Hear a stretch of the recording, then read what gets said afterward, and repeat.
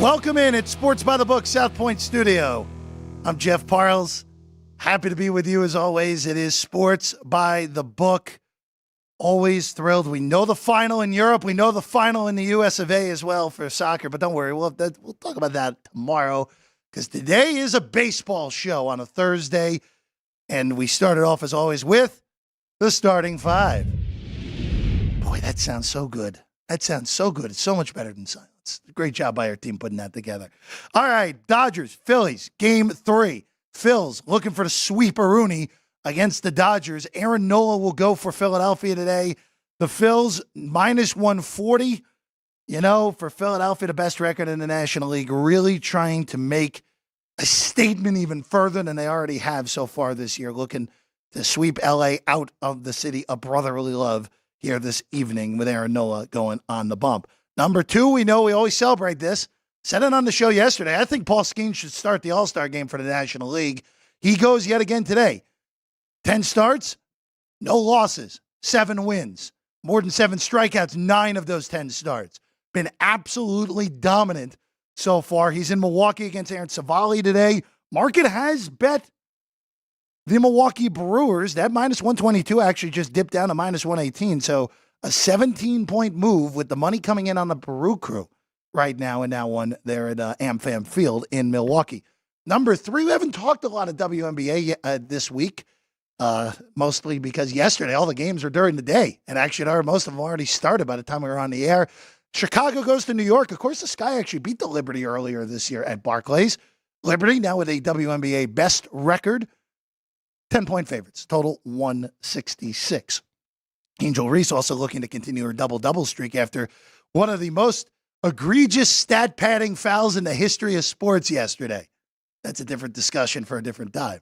Number 4, Home Run Derby field is set, and boy, if you like Home Run Derby handicapping, you're going to get it on the show today. Pete Alonso actually opened my plus 275. His number's gone up. He's now 3-1. He's still your betting favorite. And Home Run Derby, of course, in Arlington, Texas on Monday. Pete looking to become just the third 3-time winner of the Derby. And then number 5, we'll just bring him in. I got to do this because our guest is remote today. You're going to be seeing him for the whole show. Sports betting analyst, Fish fan, as you know, as you see behind him. Our good friend, sports betting analyst, Adam Rosenberg. Good morning, Berg. How you doing today? Good morning, Jeff. I'm here. Look, we got early Mets games. I can slander that team, but I got a lot of fun thoughts about our guy Pete Alonso as a Phillies fan. But I'm happy to be here. I brought my party shirt. I got some home run ideas, and I'm ready to get to it. You look fantastic. Who doesn't love blue and pink pineapples? I mean, let's be real with ourselves. Yeah. Especially on a day. McCormick, are we going to touch 120 again today here in Vegas? I think we are. I think it's supposed to be that hot again.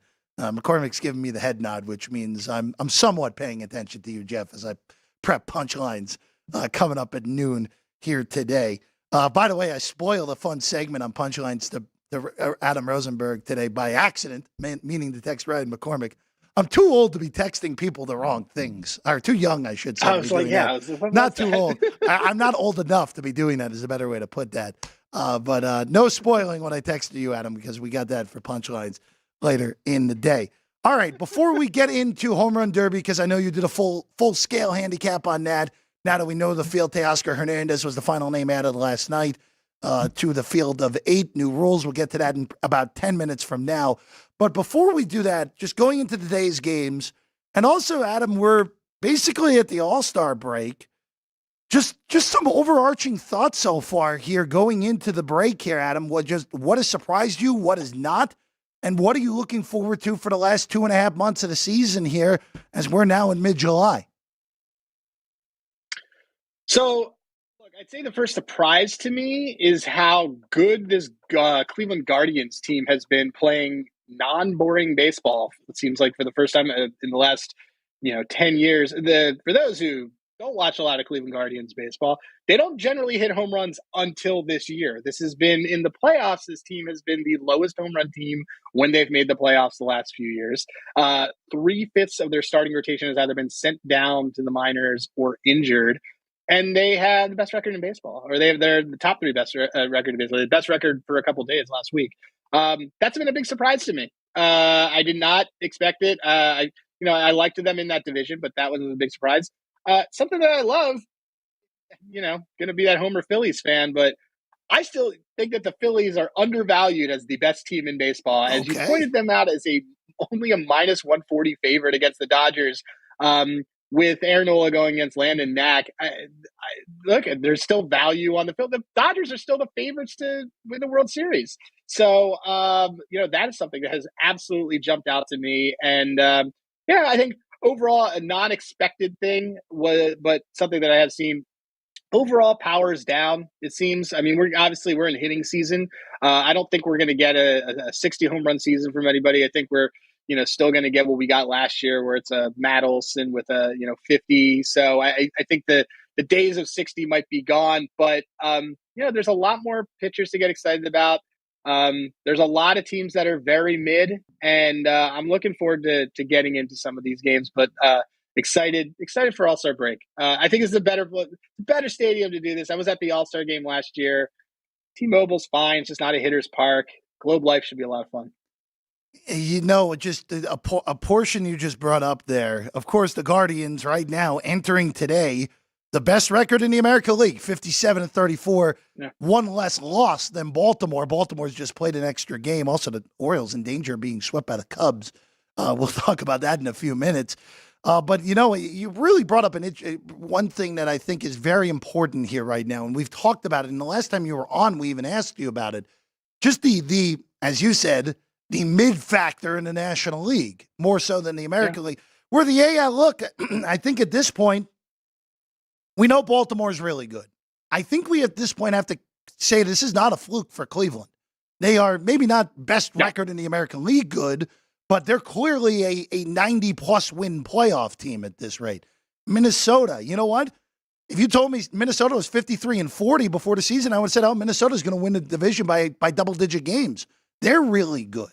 The Yankees have been well-documented struggles, but they're still, to me, a 90-plus win team. Other than honestly, the American League West champion, where if it's Houston, I don't care if they're 87-75, you and I both know they're still a big-time threat in order to make a run in the postseason.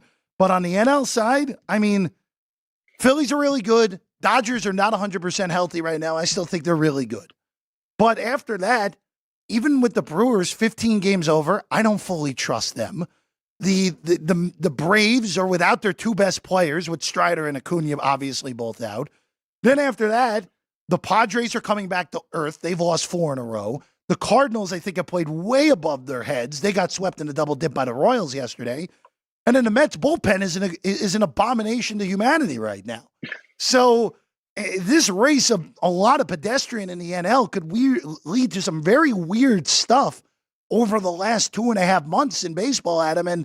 And by weird, it could be, hey, we could end up with two teams with 83 wins making the postseason, which means naturally one of those 83 win teams is making the NLCS probably. Yeah, I mean, look, that Cardinals team that won the World Series with 85 wins. No, that was Adam. It was 83. It was 83. 83, and they beat the Phillies in that opening series. So, and we're 2011. You're talking about 2011. They won. We were talking 2 different years where they managed to beat both of our teams. They won 89 in 2011. The 183 was 2006, which was at my expense. Of course, that Met team that was way better than everyone loses to them in 7 before the Cardinals smoked the Tigers in the World Series. Oh, that's right. They went to the World. The Tigers went to the World Series at one point. The White Sox did too. Yeah.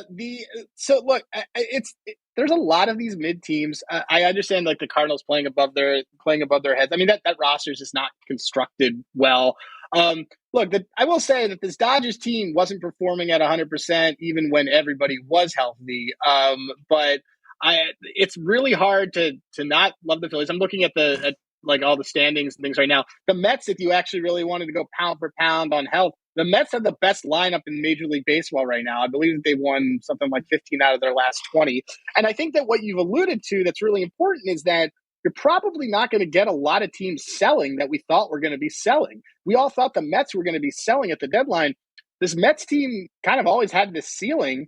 but they're certainly not going to be getting rid of Pete Alonso at the deadline now. Like they're certainly not Severino. Maybe I think Severino maybe because I think that he's just kind of his value is never going to be higher than what it is for them. But I don't know. There's a lot of these teams that are in that kind of middle area, and like you said, all it takes is one of these teams making a run, which happens every single year. So right now, if you're betting on any futures, it's not too bad to look at any of these teams that are kind of in that mush of 6 through 10 and say, well, I'm going to bet them to go to the NLCS. I'm going to bet them to win the pennant. I mean, that's exactly how these runs happen. Happened with the Diamondbacks. It happened with the Phillies a couple of years ago. I would have no problem taking plus money on the Mets or the Diamondbacks to make the playoffs right now, just to get into that wild card series. I'd have no problem with that, Adam. And then again, if we're looking long shots, I brought up San Diego last week. They since have fallen on their face. Maybe that was a little more reactionary, more so than anything. Minnesota, I think the Twins are really good. They obviously just have 30 years of history to get past, more so than anything. And we know that this group, even though they won a playoff series, granted it was a wild card best of 3, but they finally broke through and won a playoff series for the first time in 20 years a year ago. I think the Twins are really good. They're just flying under the radar because everyone else in the American League has just been a little bit more impressive than them. Let's go into today, Adam. Let's start. You brought up the Mets. They are leading baseball over the last 30 days in runs per game, north of 7 runs per game during this stretch. Just dominant offense. Their pitching is not, their relief pitching has been an abomination, as we talked about. But this goes back again to not as much today as this was in the last few games, Adam. I've said the last month that Mackenzie Gore is overpriced, where the market has been coming in games where Gore should not be favored, or favored as big as he has. Arizona, St. Louis, they ended up winning that Cardinal game because they put up double-digit runs. But here they are today. The market's doing this a little bit differently. Mets open -135. They're up 7 cents to -142. So the market's betting David Peterson and the Mets here. Total's also been bet under from 9 to 8.5. I don't have anything here other than if you want to go with the Mets in the first 5, I don't have an issue with that. The problem is I would like to get a little bit better than -125, and I don't think that's coming. But that would be the only way I would look to play this. Play the Mets early. Don't have to worry about that bullpen, which has been a disaster, as we know. So I would take a different angle on it because keep in mind that Gore has, first of all, the Mets have seen Mackenzie Gore 3 times in the last 5 weeks. Yes, they have. That's basically batting practice because you're seeing the same person. I mean, look, they batted him the first time. He was really good that July 1st game. And then, who knows what happens on this one. I think, though, there's a little bit of consistency. The Mets are the 3rd best team in Major League Baseball against lefties over the last 2 months. They're the best over the last month. But they also don't actually hit starters well, if you've noticed. Like what's happening with the Mets and is making them such a fun team is that they're actually usually down 2-0 going into the 5th inning. And what's happening is that they're putting up 4 spots in the 6th. It's that 3rd time through the order that these guys on that team that we really, didn't think anything of. Like JD Martinez was a whatever signing, but like he's killing it in the 6th inning for these guys. These 3rd times through the order is where everyone hits Mackenzie Gore.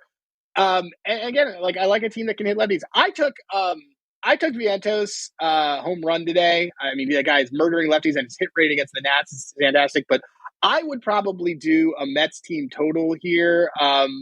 It's again, you don't have to worry about the bullpen as much, but they're really killing other teams' bullpens. And so I don't want to have anything to do with them in the middle of the game, but I really want that sweet spot of what they can do from the 5th inning on.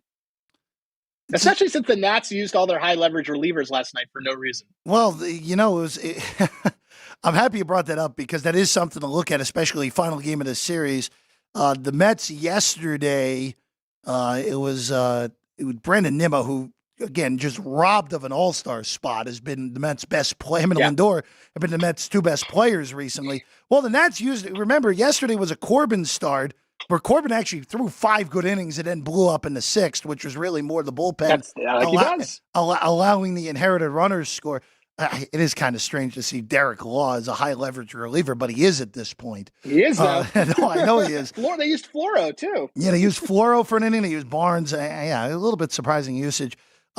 By the way, I will say this Mets related wise. If you want to take run lines or just big bloated prices of teams trailing against the Mets late, I don't have problems with doing that right now until the Mets figure out their bullpen.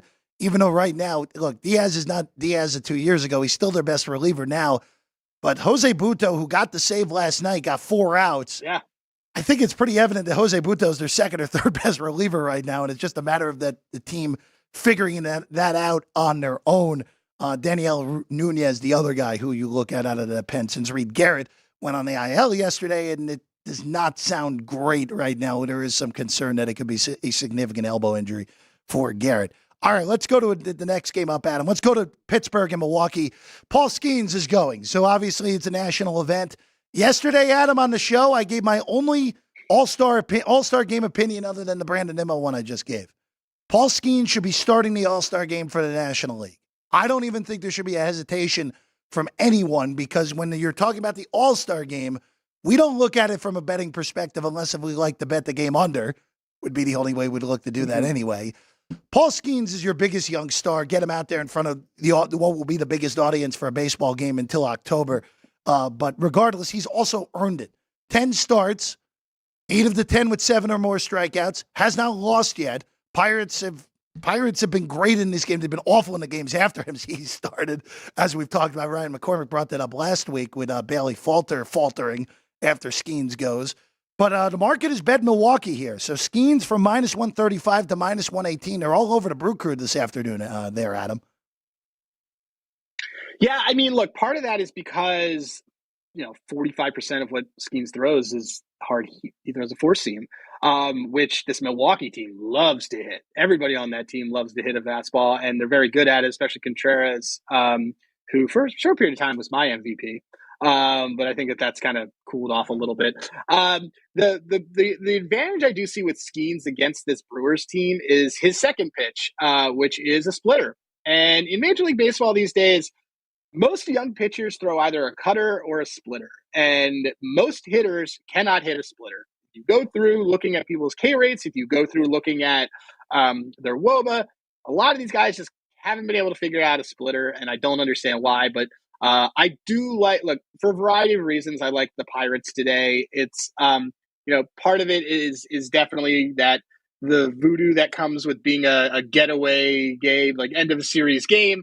It's just, but I think like the Skenes stuff is real. I've been a little bit of a Skenes hater on his rookie of the year stuff. I don't think he's going to have enough innings for it. But that said, I'm really not into Aaron Savali. The Rays are supposedly able to fix every single pitcher possible, and they weren't able to fix him.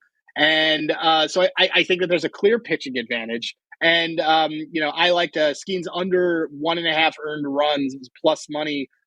He's had 2 blanks in his last 5 road starts. He had 1 bad road start, and then the other ones he's had 1 run given up. He's just been lights out. I like it, and I think that in my opinion, the Pirates will probably have a lead early that he'll be able to protect. I don't have much on this game. Again, Skenes strikeouts are getting out of control at this point. You can't really bet them unless if you're betting under. That doesn't sound like a fun afternoon. Sweating that out.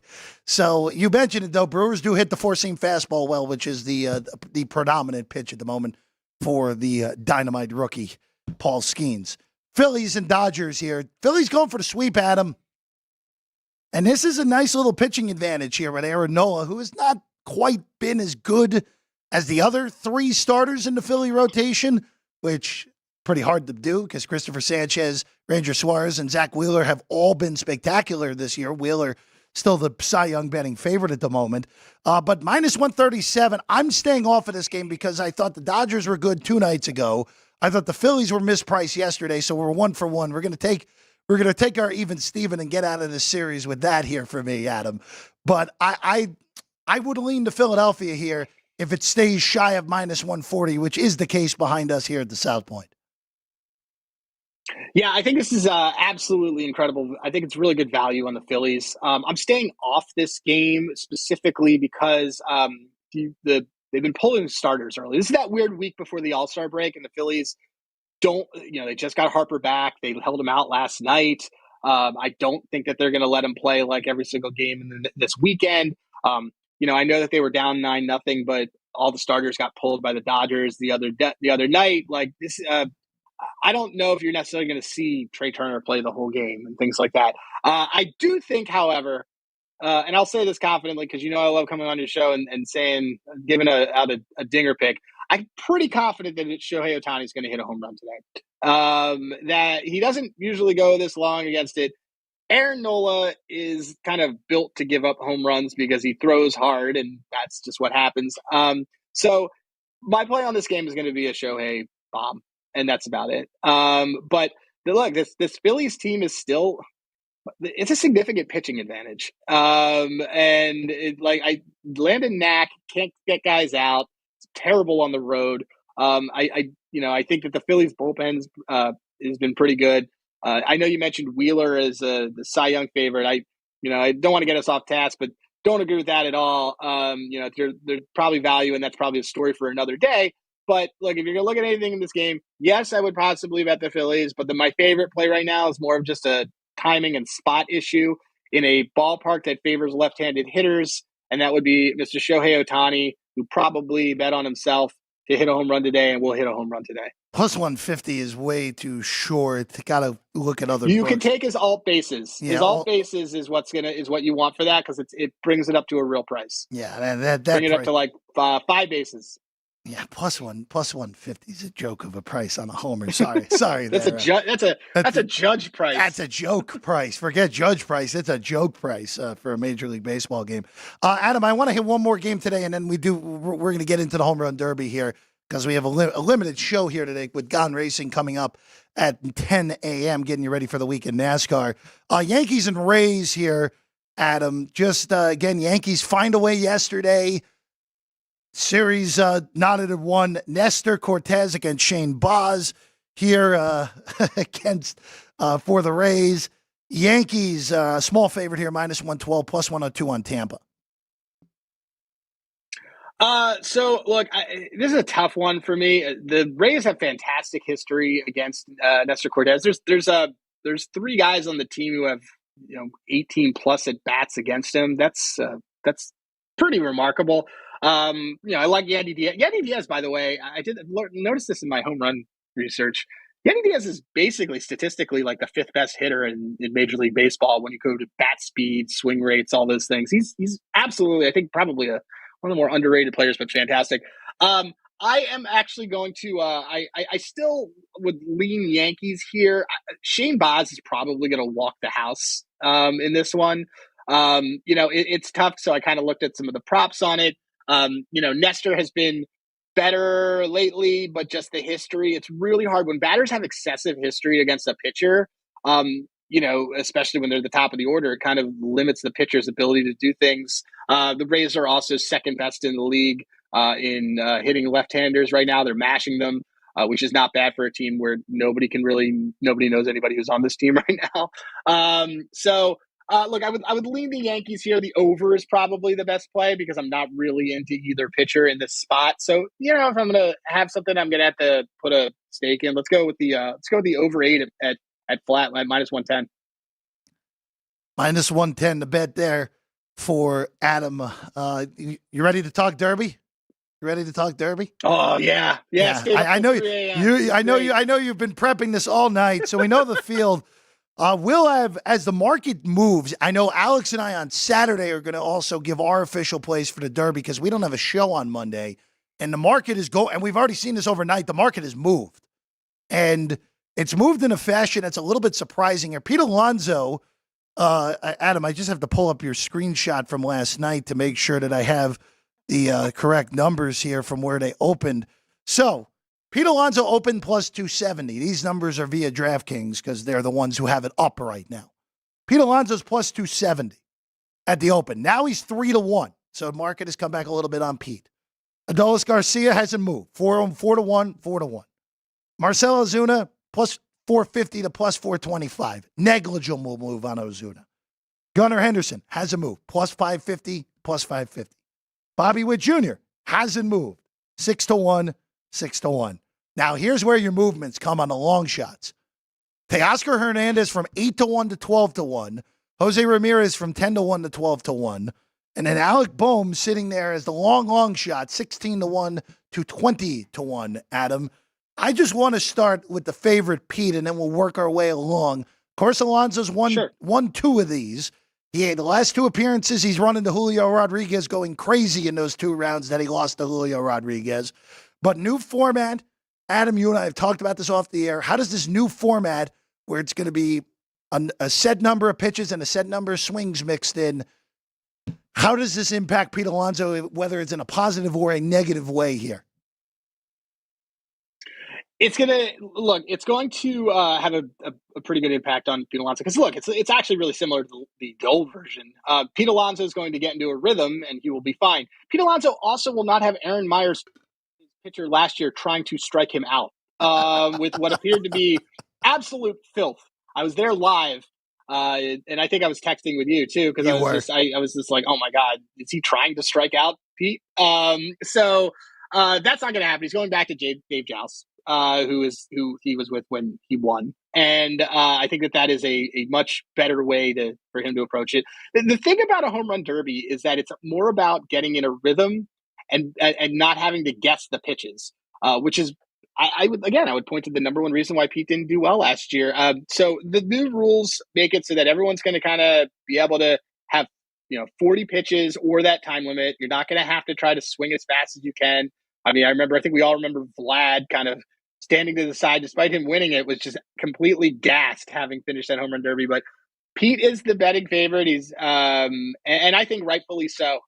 He's he's got an aura about him, and this is sort of what he's built for. So 3-1 right now on Pete. That again, I will have an Alonso ticket in pocket. I just want to see how this market plays out before saying, hey, this is the best bet of the home run derby. I'm going to have 2 bets on the win markets. We'll see as these prop numbers for amount of homers. And it's curious to see how these books book it with going back to a different format this year. So it's going to be interesting to see how that ends up playing out. All right, let's go down the board. You texted me this yesterday, Adam. Your boy, Teoscar Hernandez, he's only gotten longer since the numbers came out. So you got to be licking your lips here and be like, boy, I'm getting an amazing price on a guy who I think has a really good shot to win this thing. Yeah, absolutely. I was surprised that one moved the opposite way, and that's fine. I think Teoscar Hernandez. I mean, look, I could give the spoiler alerts, but Teoscar Hernandez, I would think, is going to go and be at least in the finals of this. He has, he's cut down his strikeout rates. He cuts down his chase rate this year, so he's having an elite year on that end.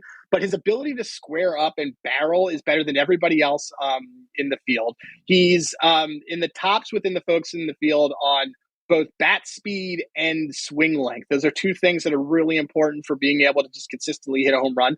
And his pull rate's the second highest of everybody in the field. So he's just in a stadium that has a little bit of a benefit to right-handers. It's not significant, but it's a number 2 best ballpark for right-handers, number 6 best for lefties. So I think Teoscar is great. And the real big thing for me on this, because half of capping a home run derby is who is pitching.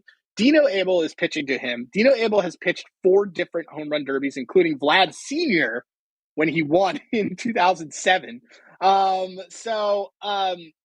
think it's extremely important. There's a reason why I actually eliminated a lot of guys from this that I do normally like, because of guys who they're bringing with them to pitch to them. Like, I was told by my buddy Andrew that the number one thing to do is when a guy comes to the home run derby and says, my dad's pitching to me, you got to fade that guy immediately. I don't think no one is doing that, but there are a lot of first-time throwers, which is significant when you have, 30, 40,000 people watching you do this. I like that. That is a fun little tidbit there. And again, you put in a lot of work. Again, we're going to find out everyone's, because some of the guys are still figuring it out here, Adam, but it is it's a fun event to say the very least. Before we get out of here for today, Adam, you brought up Alec Boehm to me yesterday at 20-1. I'm not buying it because, again, 11 homers, lowest amount of these guys by a significant margin. He has a high OPS, but that's because this guy's a great doubles hitter more so than anything. I have concerns about his ability to realistically compete in this, and that's why I think that 20-1 number is actually right here on Boehm. Yeah, the 20-1. Well, the 20-1 number also feels a little bit baity because like everyone wants to bet the home run derby. They're going to go and be like, oh, who's the longest odds? Let me just put odds on him. Bo has a little bit more of a chance when I dug in than I thought because he's tall. He's seeing the zone really well. So his barrel rate and his sweet spot rate is really good. And he has the ability to get into rhythm. But as you mentioned, his ISO is not really high. And ISO is a nerd stat for effectively how many bases do you get out of a hit.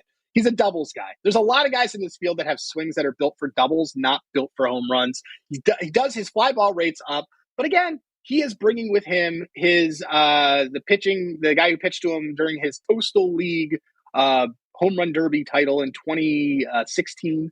It's someone who hasn't done this before. And that's the reason I'm not doing it. I have Gunnar Henderson's a major fade to me because he's bringing Buck Britton to pitch to him. Buck Britton's never done this before. If you actually Adley Rushman has actually given out reasons why Gunnar won't win this. But at the end of the day, I like Bohm. But I'm telling you, like I'm taking Pete. I'm splitting a half. I'm splitting a unit. I'm doing half a unit on Pete and half a unit on Teoscar. There should be head-to-heads after the first round. And you can play around with stuff. I do like Garcia, but I don't know who's pitching to him because he have that hometown stuff. But Pete's built for this, and Teoscar is prepared really well for this, and his underlying stats say that he's going to have a real chance. Next Monday in Arlington, Texas. Again, we'll have a further breakdown, Alex and I, on Saturday as the market matures, but a good little primer out of the gate here with Adam Rosenberg here today. Half unit on Alonso, half unit on Teoscar Hernandez, the plays in the home run derby for Adam. Before we get out of here today, we got to check in with our guy, Ryan McCormick, who, of course, is producing Punchlines, as he always does. Noon, Ryan, I'm there today. We're doing a very special Frankie Fungo, which you have to tune in for that. But what else do we have today on the show? Well, we got some fun stuff all around the sports world. Coming up at the All-Star Game in Texas, they're going to have a special kind of bartender. I don't know if you guys saw that. I did not. That's always intriguing. Yeah, and then Shohei Ohtani had a questionable celebration after stealing a base yesterday. It wasn't. He was pouring the dirt out of his glove, but people missed it. It looked a little different? Yeah, it looked like a celebration. And then we may possibly give our own top 5 quarterbacks in the National Football League, being that Tyreek Hill released his, and it was a little... Maybe a little biased. I guess I got to give you my list then. Yeah. Okay. I guess I can do that. And obviously some other fun stuff on Punchline. So tune in at noon, and then before then we've got Gone Racing coming up in the next 30 minutes. I can tell you right now, if we do top 5s, Tua Tagovailoa will not appear on my list. I can tell you that. Yeah. Right now, very, very easily there. Ryan, we'll be on the lookout at that. Again, of course, stay tuned here at the studio. Noon Punchlines Monday through Friday. We'll see you then. Adam Rosenberg, everyone, on the far side of your screen with the pineapples on his shirt. Hey, Rosenberg on the tweets. Adam, it's always a pleasure, man. Thanks for being with us this morning. Yeah, man. Let's go, Pete. I will agree. Let's go, Polar Bear. I'm Jeff Parles. This has been Sports by the Book. We're back tomorrow. Loaded show. Arash Markazi of the Sporting Tribune will join me, and a very special appearance by the one and only Jimmy Vaccaro tomorrow. Yes, we haven't seen Jimmy on the show in months. We're looking forward to that tomorrow at 9:40. We'll see Jimmy. Of course, the Mirage is closing. Plenty of stories from Jimmy working over there at that property for a long time. I'm Jeff Parles. This has been Sports by the Book. We'll see you again tomorrow, 9 a.m. in South Point Studio.